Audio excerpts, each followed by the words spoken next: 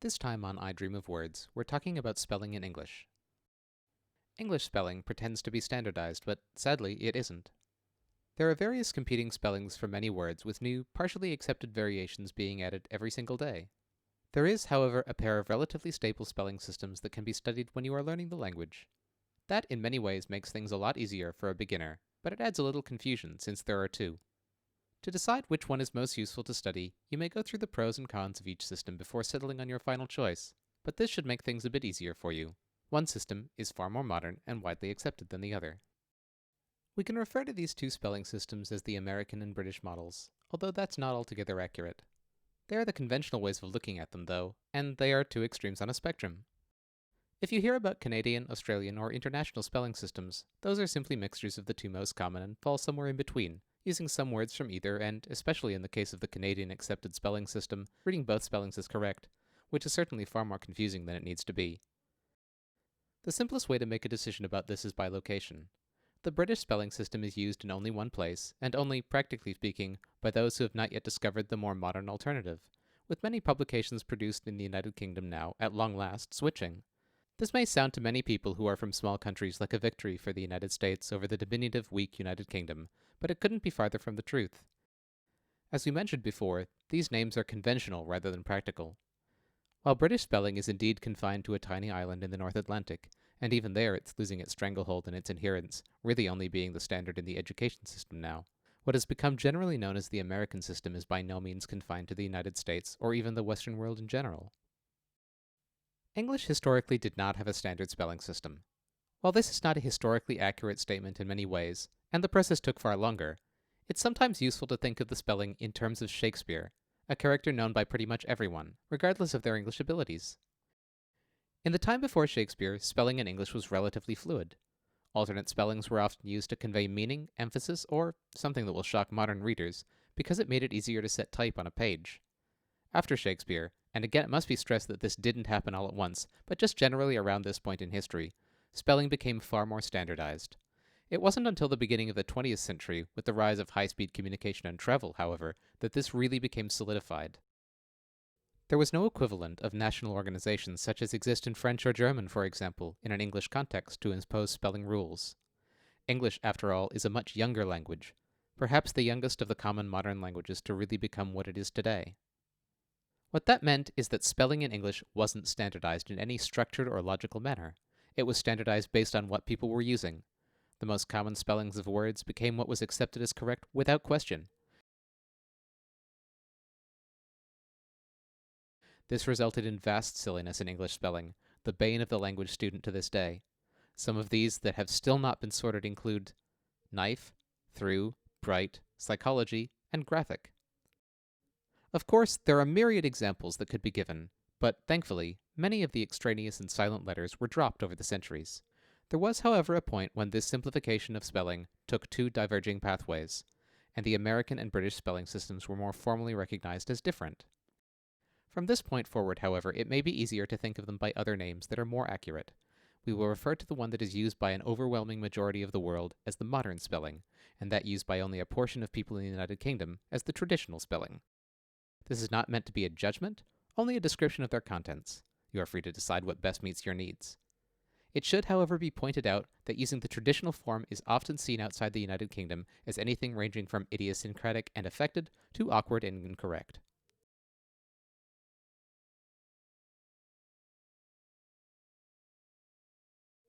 The modernization of English is a very slow process, and is far from complete. It would be nice if all duplicate function letters were eliminated and words were spelled exactly as they sound. That would make things easier for English learners of all ages, whether children learning the language as their first, or students and adults trying to disentangle the mess that is standard English spelling. That is, sadly, not the current state, but you can rest assured that things have definitely been worse, and you're learning English in an age when many of the arcane leftovers have been disregarded and things are simpler.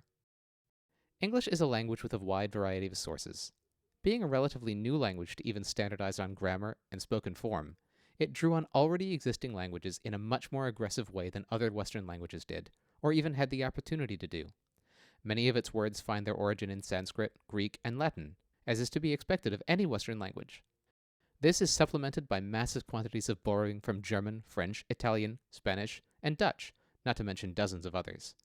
What that means is that words are spelled in many cases the way they existed in their original languages. Not to mention that there are more borrowed words than you might think that come from languages whose written scripts are incredibly different from the Latin alphabet that became the English standard. Words that come from Arabic, algebra, chemistry, apricot, magazine, or Hebrew, cider, jubilee, and many common English names like John, Michael, and David have brought their own linguistic difficulties for English spelling. To give a couple of examples, French has an overwhelming quantity of silent letters and letter groupings. German has consonant pairs that English hasn't even attempted to include for centuries, and Italian has predominantly pure vowels, something that diphthong-heavy English avoids almost completely. So their spelling systems don't apply to English very well, but many of the words have been copied, if not exactly, with only minor modification. What we are left with is a mess that plagues students every single day as they learn English, and even native speakers and advanced learners as they write and are criticized for their inaccurate spelling, even though the meaning is rarely impacted and communication is just as effective. What is the benefit to learning to spell correctly in English, then? Like many other things in language learning, it has no inherent value. What it does give, however, is a clear demonstration that you are a serious person in your use of English. An English reader will notice variations in spelling, and people who can't spell correctly are often seen to be lazy or unmotivated, even stupid, since using automated spelling checks and dictionaries on screen has become so easy. The answer to the question of whether English spelling is useful or meaningful is simply no, it's not. The question of whether it is necessary to learn it to function in a modern English environment is, unfortunately for many students, absolutely yes. Without learning standardized modern English spelling, your communications will look childish and lazy to most readers, and that is something no language learner wants.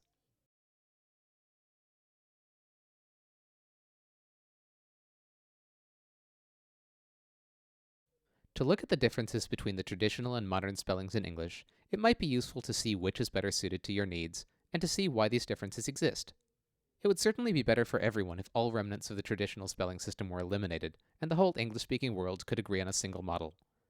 That is unlikely to happen in the near future, but holding out hope for it to eventually occur is definitely a good bet. As holdouts from the traditional camp age and die, fewer and fewer young people are prepared to put the effort or interest into maintaining a long-outdated spelling system for its own sake.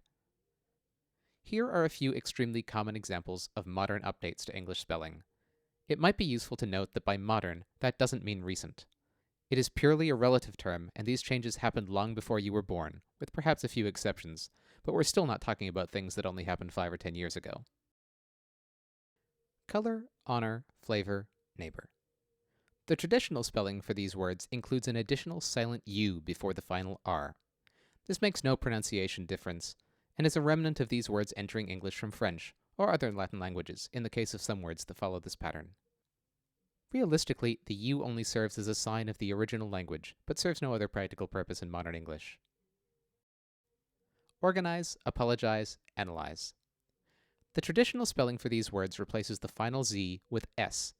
This is a throwback to Latin languages again. You may be detecting a theme in this memories of French and Latin spelling thing at this point. The words are pronounced with a voiced Z sound, regardless of their spelling, and again, this difference is purely visual.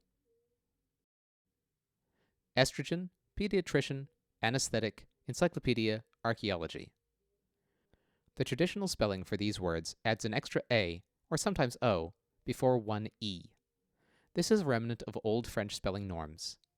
In French, many of these double vowel combinations are pronounced and make a huge difference to the word in question. In English, the spelling difference is purely visual with no change in the sound. Meter, center, theater.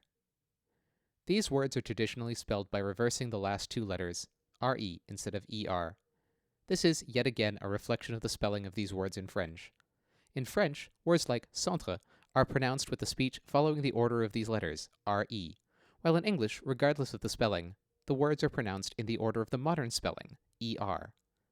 As spelling differences go in English, this is perhaps the most difficult for learners, as it is not simply a silent additional letter or group, but a completely incorrect pattern if the word is read as it appears on the page in its traditional form. Analog, dialogue, catalog. In typical traditional fashion, these words in their old form add an extra silent UE. In its French original form, the UE simply means that the preceding G is voiced, while in English, G is typically already voiced, so the signpost is no longer practical or necessary. These words do not vary in pronunciation, regardless of how they are written. License, offense, defense. This is a more minor difference in spelling, as the traditional form has simply kept the French C instead of the final S in these words. This generally poses no difficulty for language learners, at least as far as reading goes, as those letters have realistically interchangeable pronunciation in English. The reason for the modernization is not simplification in this case, rather standardization. The shortest words using the ENSE ending are already spelled with an S, even in the traditional system: sense, tense, dense. So their longer counterparts have simply been updated to correspond for easier learning. Burned, leaned, learned. This is a bit of a variation from our borrowed from French theme, although it doesn't get completely away from it. Both French and German endings often result in a T signifying tense change. The important part to note about this, however, is that when borrowing a French spelling and pronouncing it in the German manner, French would keep a final T silent, while German would voice it, you have created a completely different word. The pronunciation of these varies wildly by location. The traditional spelling of these words replaces the final ed with t. Normally, this would simply be a reflection of the fact that ed and t are often indistinguishable sounds in English, but there are some who have taken this difference as a guide to pronunciation, and it is common to hear speakers in the United Kingdom incorrectly read these deprecated t spellings, not as ed, but actually as t.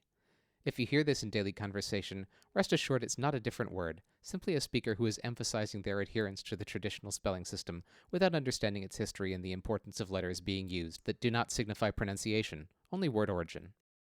It might be useful to note here that the German past tense ending en is sometimes added to traditional spelling words in perfect tenses, with much the same effect.